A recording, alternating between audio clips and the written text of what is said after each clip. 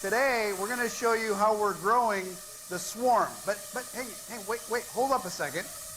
I want you to know right up front that these new Dodge vehicles you're about to see is going to take Dodge to a whole new place. We're going to add a new opportunity, a new segment, and we're going to bring a whole new wing of fans into the Brotherhood of Muscle.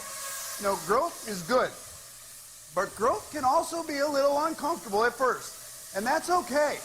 Because the vehicles that you're about to see, they might be different than those that you have seen. But they've got the ingenuity and the attitude to be a Dodge.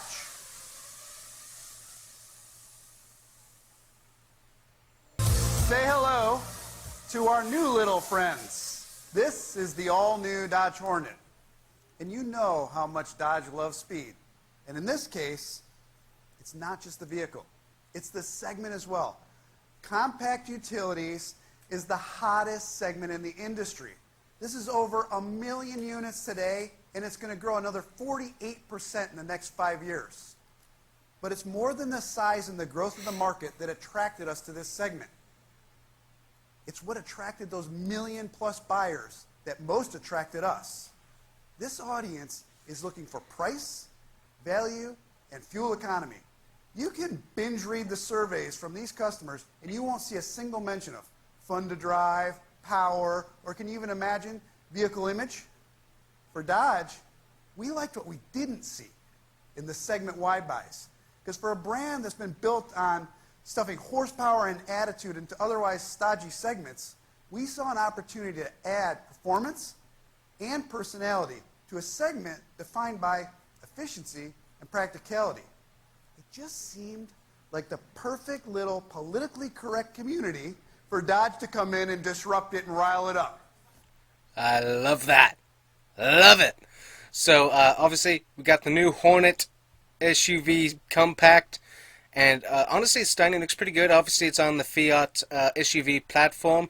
Now, what's interesting is that I have driven one of these, and very tight steering. It feels very good. But as he said, I wouldn't say it was fun to drive. I wouldn't say it looked good on the outside.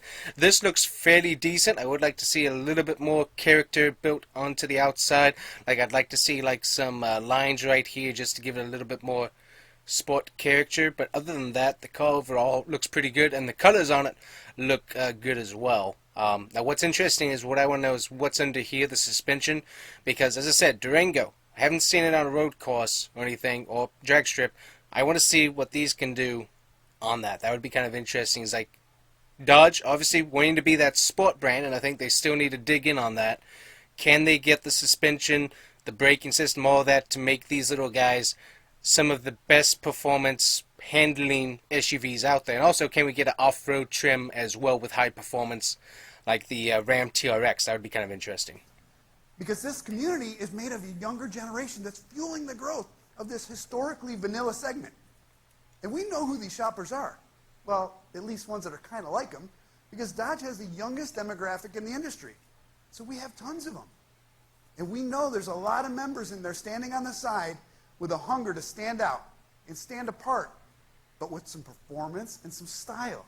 And that's where Hornet comes in to give them a new choice, a new gateway, a statement to fill that void with powertrain options, especially for that younger shopper looking to stand out with an electrified vehicle.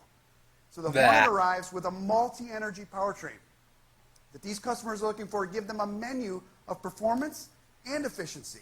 And it starts with this one. It starts with the Hornet GT, with the Hurricane 4 engine, 265 horsepower, 295 pound-feet of torque. Nice. Now put that into perspective for a second. That is more than the Pentastar, Charger, Challenger, and Durango that are bigger vehicles. And with standard all-wheel drive, torque vectoring, electronic limited slip differential, a Coney high-performance suspension, best-in-class handling. Now hang on. Okay, so that's I'm talking interesting. about the first price class of the car. Oh! Those credentials alone would give it enough street cred to be a Dodge. What was the price? But the design of the Hornet is also on point. It's a very muscular and aggressive exterior for this segment. It has a driver-centric cockpit, very tough for me to say, packed with the latest technology. 12-inch TFT cluster, 10-inch Uconnect screen, adaptive cruise control, lane keep, lane assist, blind spot monitoring, 7 airbags. But if you want even more, So one thing that's interesting is that a lot of this stuff right here you don't need. The adaptive cruise, well, cruise control, that's kind of nice, but the lane keep assist and the blind spot monitoring, you don't need that. I don't know why companies want to force this on the buyer base, because you need to be in control of your car. When this stuff goes haywire and decides to take over your car and do all kinds of stupid stuff like we've seen with the Tesla self-driving garbage, I don't want to be in the car. I want this turned off. I don't want this on my vehicle, because this scares me more than driving. Because if my car can drive itself, what can it do when it's getting hacked or getting bugged or something like that? It's like I don't like this stuff. So save your time on this and work on a little bit of styling right here, a little bit of line right there. I think this thing could look really good. you go right here. You add the track pack. Track pack for under $3,000 is going to give you 20-inch wheels, Brembo.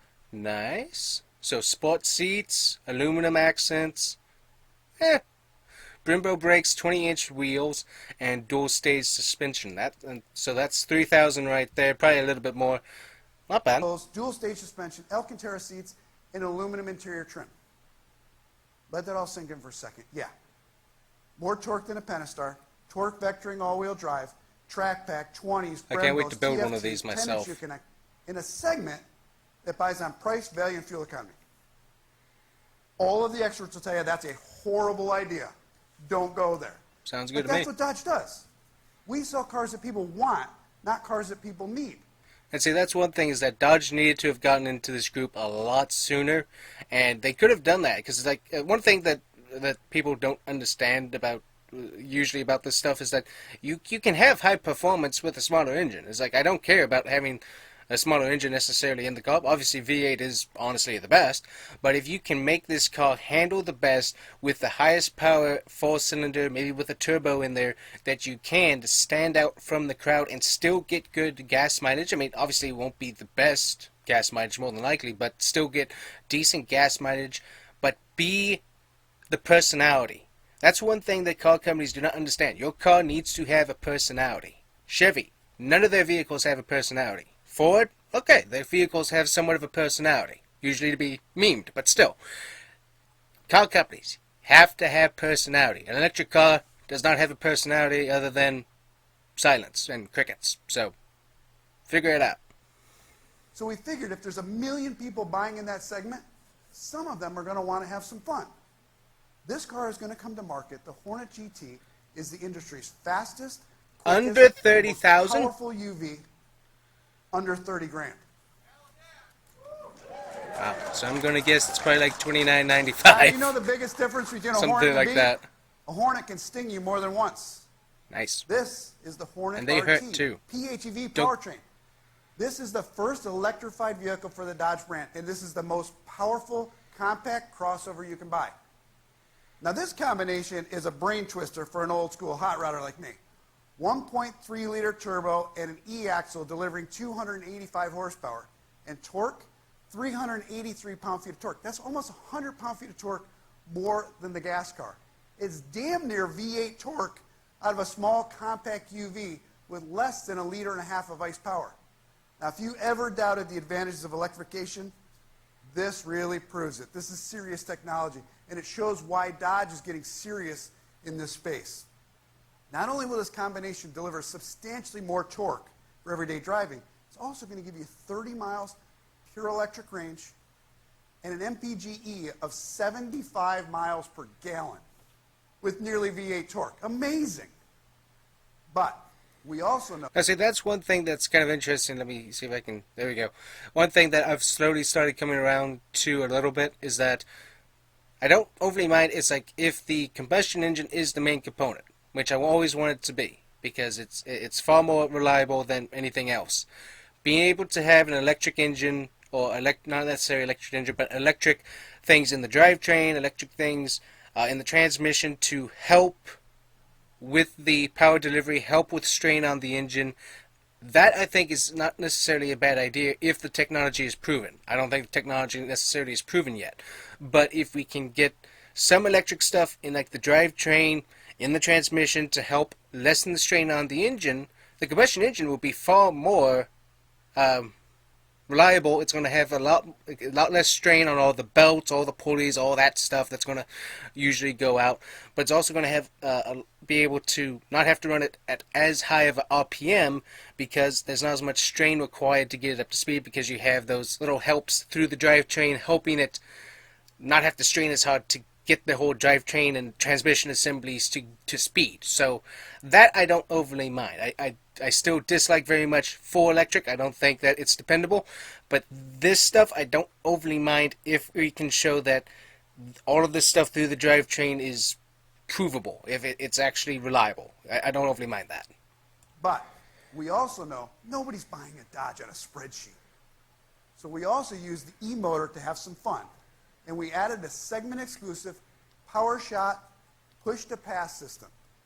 PowerShot is an on-demand system that maxes out battery discharge and gives you an additional 25 horsepower and knocks a full second off the RT 0 to 60 time.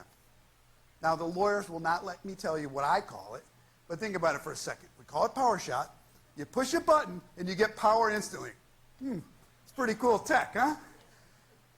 So why didn't we call it the Hornet E-PHEV or some electrified marketing jargon? I don't even know what that means. It sounds like bullshit. We called it the Hornet RT because it's a legitimate performance step up from the GT. We're using the electrification to justify the badge. It's faster than the other one. And that badge has the bragging rights. And as a bonus, so one thing that's interesting is that you obviously had the name brand hybrid or plug-in hybrid that you see on cars. So the PHEV obviously is plug-in hybrid electric vehicle. So there's the plug-in hybrid electric engine that's in the vehicle along with the combustion engine. So that's basically what it is. I was wondering about that too, because it was a little bit odd, but yeah, that's definitely a simpler way of putting it on a badge. But when you're thinking about this car, basically it's a plug-in hybrid. That's what it is. It's as efficient as it wants to be. Now, the Brotherhood knows, you guys all know, if we got a GT and we got an RT carrying the weight of the sales volume, that frees us up to have some fun, right? To have a halo, to have a model that focuses more on hitting performance numbers than sales numbers. That's a Hornet that goes like this.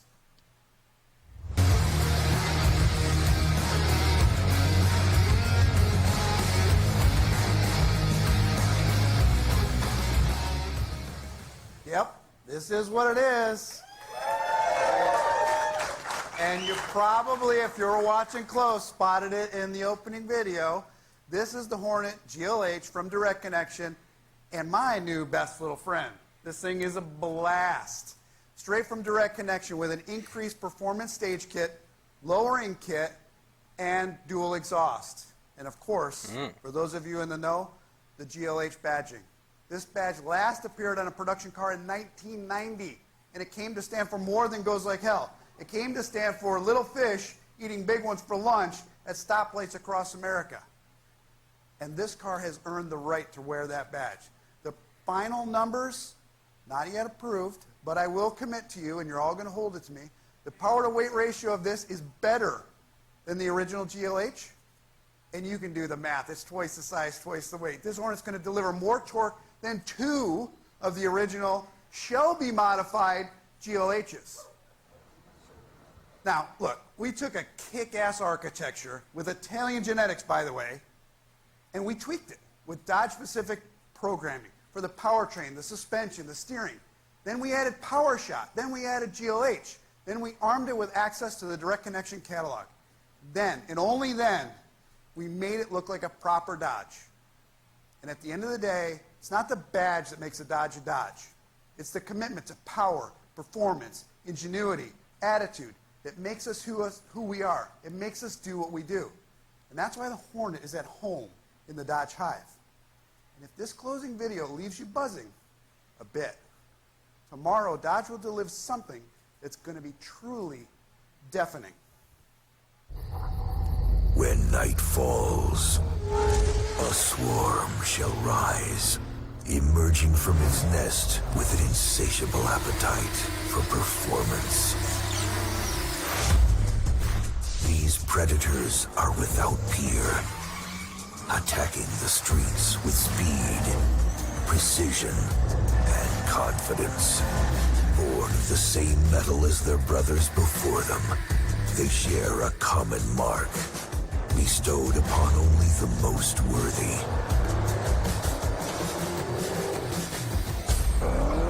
And in these hours, we welcome our newest brothers to the first family of muscle.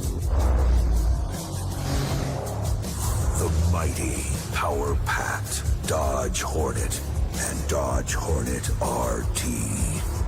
Welcome to the Brotherhood of Muscle.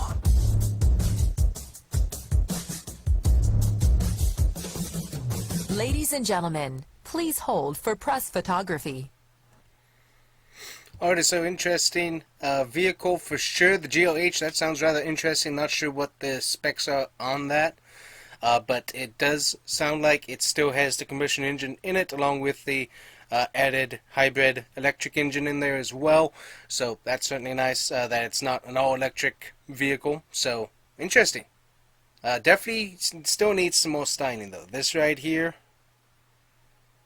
that does not scream Dodge to me at all. This wheel right here, that screams Dodge a little bit more. We need some black rim options on this. But other than that, overall, those things look pretty good. I definitely like them. I think it's a good segment that Dodge needed to have gotten into a long time ago, but luckily they're finally getting into is the sport SUVs from the compact all the way up. I think that's a good thing for them to finally get into.